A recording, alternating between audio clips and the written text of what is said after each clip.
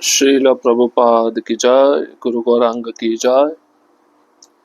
बहुत ही सुंदर मुकुंद माला स्तोत्र जो कुलशेखर आलवार के द्वारा रचा गया है, उस ग्रंथ से हम श्लोकों का श्रवण कर रहे हैं। पूर्ण रूप से ग्रंथ राजा कुलशेखर भगवान श्री कृष्ण के चरण कमलों में अर्पित किए हैं और साथ ही साथ इसमें शुद्ध भक्ति का वर्णन है, भगवान के नाम रूप गुण लीला का वर्णन है। अब हम जो बचे हुए श्लोक हैं उसको आगे पढ़ना जारी रखेंगे। भक्तापाय भुजांगारूढ़ मणिस्त्रैलोक्य रक्षामणि गोपीर्लोचन चातकाम्बोध मणि सौंदर्य मुद्रामणि यहा कांतामणि रुक्मिणी घनकुच द्वंदेक भूषामणि श्रेयो देव शिखामणि दृश तूनो गोपाल चूड़ामणि। अपने पंखों पर भगवत भक्तों को ले जाने वाले गरुड़ की पीठ पर सवार वे कृष्ण मणि हैं। वे वह चमत्कारी मणि है जो तीनों लोकों की रक्षा करने वाला है। वे मणि सदृश बादल हैं जो गोपियों के चातक पपीहा सदृश नेत्रों को आकृष्ट करने वाले हैं, और वे उन सबों के बीच मणि तुल्य हैं जो बहुत ही भद्रता पूर्वक भाव भंगिमा दिखाते हैं। वे उन महारानी रुक्मिणी को के विपुल स्तनों पर एकमात्र मणि जटित आभूषण है, जो स्वयं ही प्रेयसियों की मणि रूपा है। समस्त देवताओं के चूड़ामणि स्वरूप गोपों में सर्वश्रेष्ठ वे हमें परम आशीष प्रदान करें। राजा कुलशेखर यहाँ पर कहते हैं कि गरुड़ जी के पंखों पर भगवान तो बैठते ही है, भगवान के साथ उनके भक्त भी बैठते हैं। भगवत भक्तों को ले जाने वाले जो गरुड़ हैं, उनकी पीठ पर जो कृष्ण बैठते हैं वो मणि के समान है। वो कृष्ण ऐसी चमत्कारी मणि है जो तीनों लोगों की रक्षा करती है।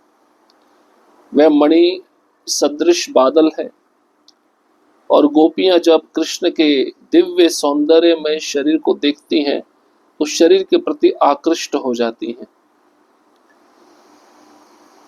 तो गोपियों के जो आंखें हैं वो चातक पक्षी की तरह है। चातक पक्षी केवल स्वाति नक्षत्र का पानी पीना चाहता है। उसके पास में कोई भी नदी बहेगी, प्यासा होगा, वह पानी नहीं पिएगा, बिना प्यास के मर जाएगा। उसी प्रकार से गोपियां चातक पक्षी बनकर केवल कृष्ण को देखना चाहती हैं। और ये जो मणि है ये भद्रता पूर्वक बहुत ही भाव भंगिमा दिखाते हैं। महारानी रुक्मिणी के जो स्तन हैं एकमात्र मणि जटित आभूषण से वे सजे हुए हैं। मतलब कृष्ण एक हार के रूप में माता रुक्मिणी के गले में विराजमान है, जो स्वयं माता रुक्मिणी प्रेयसों की मणि रूपा है।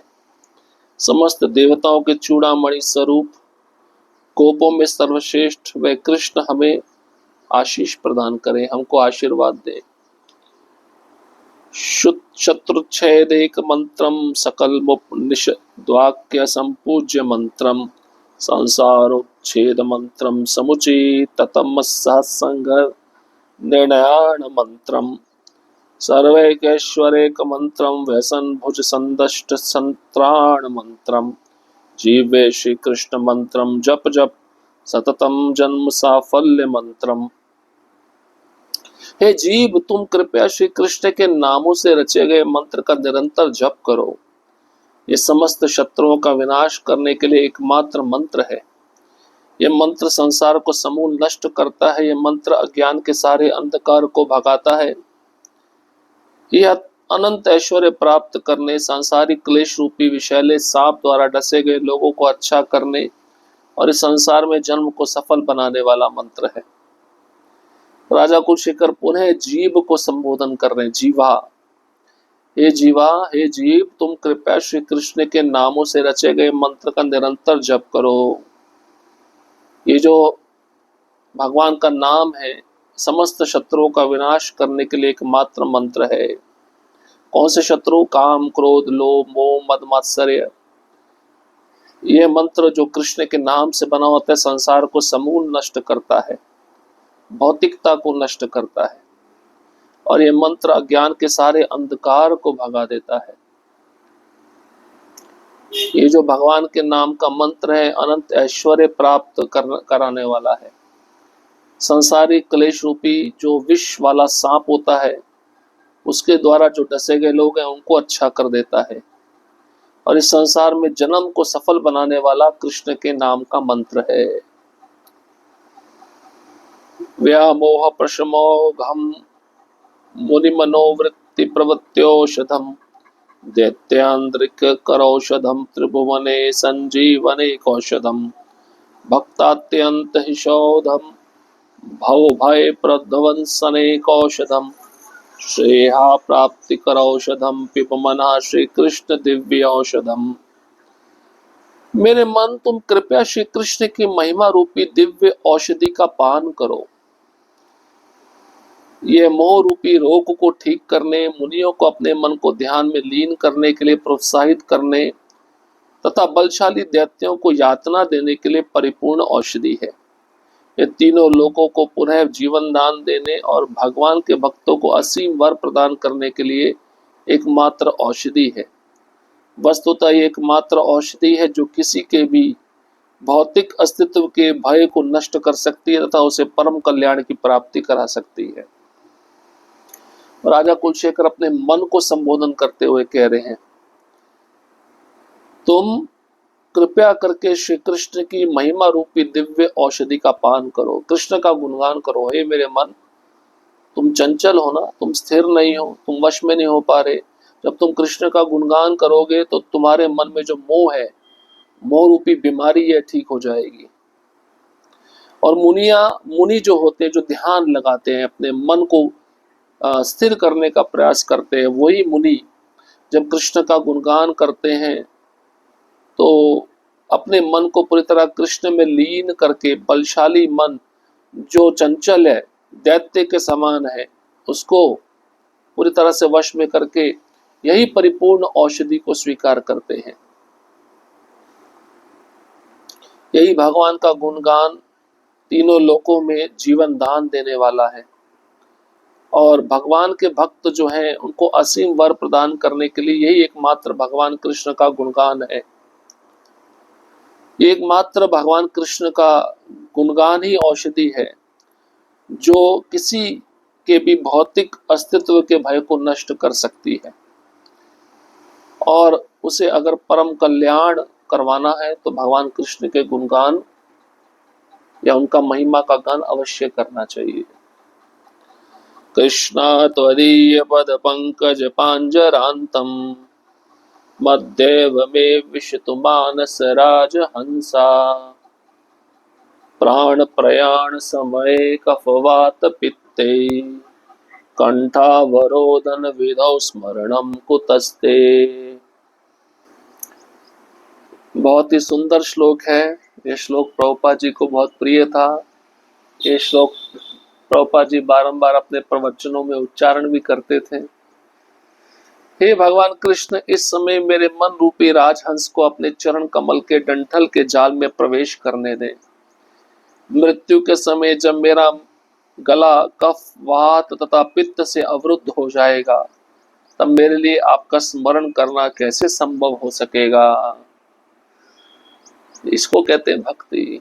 राजा कुलशेखर कहते हैं, अभी मेरा मन आपके चरण कमलों में लगा हुआ है, मेरी मृत्यु अभी हो जाए, पता नहीं वृद्ध अवस्था में ये शरीर जो कफ पित्त वायु से बना है, इन तीन तत्वों के द्वारा मेरा गला रुंध जाएगा, मेरा मन उस समय वश में नहीं रहेगा, तो मैं आपका नाम उच्चारण कर पाऊंगा क्या, मेरा मन उस समय आपका स्मरण कर पाएगा क्या। इसलिए अभी मेरा मन आपके चरण कमलों में लगा है, मेरी आयु युवा अवस्था में मेरी मृत्यु अभी हो जाए, क्योंकि वृद्ध अवस्था में आपका स्मरण नहीं हो पाएगा हे कृष्ण, इसलिए मुझ पे कृपा करें, मेरे को अभी मृत्यु प्रदान कर दीजिए।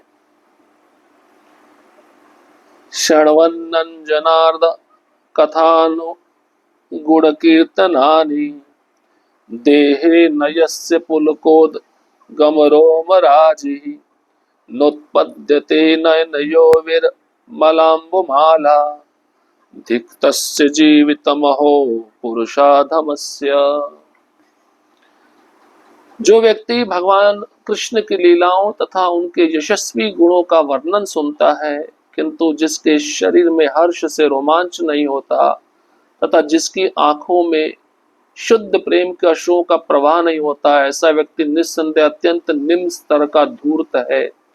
उसका जीवन कितना गर्हित है।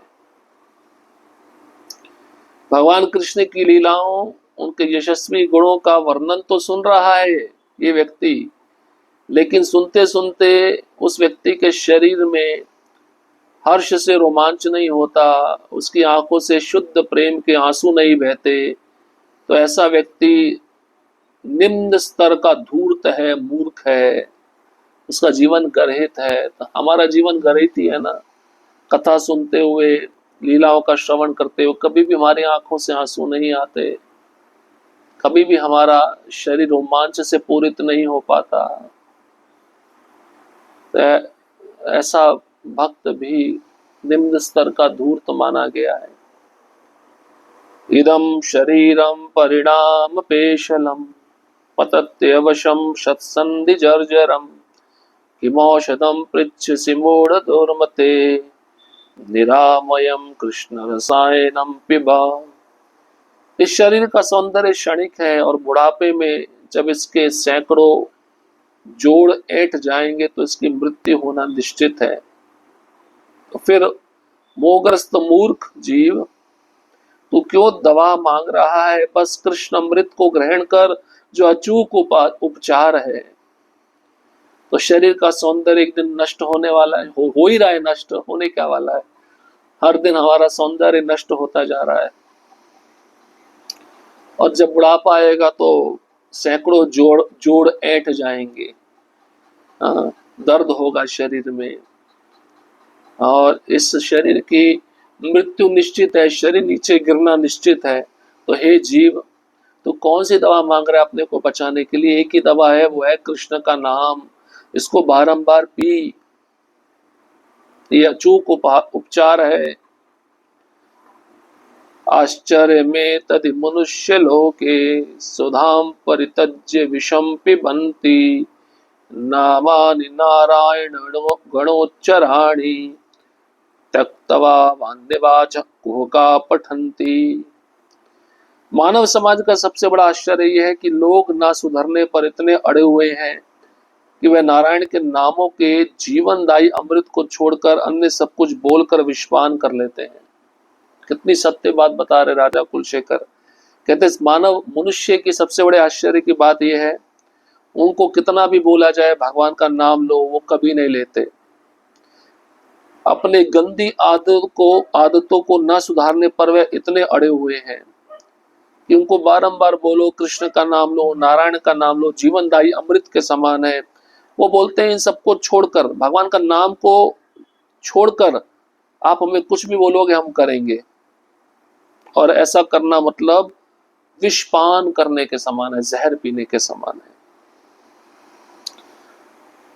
त्यजन्तु बांधवा सर्वे निंदन्तु गुरवो जना तथापि परमानंदो गोविंदो मम जीवनम। चाहे मेरे सारे कुटुंबीजन मेरा परित्याग कर दें और मेरे वरिष्ठ जन मेरी निंदा करें, फिर भी परम आनंद में गोविंद मेरे प्राणाधार बने हुए हैं। राजा कुलशेखर कहते हैं मेरे घर के लोग, कुटुंबीजन चाहे मुझे छोड़ दें, मेरा परित्याग कर दें, मेरे वरिष्ठ, मेरे बड़े मेरी चाहे निंदा ही क्यों ना करें, फिर भी हे कृष्ण, हे गोविंद, आप मेरे परम आनंदमय प्राणाधार हैं और आप बने रहेंगे, मैं आपको कभी छोड़ नहीं सकता। कितनी सुंदर स्तुतियां हैं। एक स्तुति और पढ़ेंगे। नारायणाय नमः इत्युमेव मंत्रम संसार घोर विष निर्हणाय नित्यम शृण्वन्तु भव्यम मतो अनुरागात् उच्चैस्तरामुपदिशाम्यहमूर्ध्व बाहु। मैं अपनी भुजाएं उठाकर उच्च स्वर में यह दयापूर्ण सलाह यथा संभव जोर से पुकार कर दे रहा हूं। यदि सन्यासी लोग भीषण विषाक्त भौतिक जीवन से उबरना चाहते हैं तो उन्हें इतना सद्ज्ञान होना चाहिए कि वह ओम नमो नारायणाय मंत्र का निरंतर श्रवण करें। अब राजा कुलशेखर कहते मैं दोनों बाजू ऊपर उठाकर ऊंचे स्वर में दया पूर्ण एक सलाह देना चाहता हूं और जोर से पुकार कर कह रहा हूं, यदि सन्यासी जो सन्यास जीवन लिया है इस संसार के विषाक्त विष भरे भौतिक जीवन से निकलना चाहता है तो सन्यासी को इतना सद्ज्ञान होना चाहिए कि वह ओम नमो नारायणाय मंत्र का निरंतर श्रवण करे। तो ये भी मंत्र का श्रवण कर सकते हैं और महामंत्र का श्रवण उच्चारण भी कर सकते हैं, तभी इस भौतिक जीवन का जो विषाक्त भीषण खतरनाक वातावरण है उससे हम निकल पाएंगे। अब कल अंतिम सत्र में हम बचे हुए श्लोक पूरा कर लेंगे और मुकुंद माला स्तोत्र पूरा होगा। हरे कृष्णा कृष्ण कृष्णा हरे हरे, हरे राम राम राम हरे हरे। श्रील प्रभुपाद की जय, गुरु गौरांग की जय।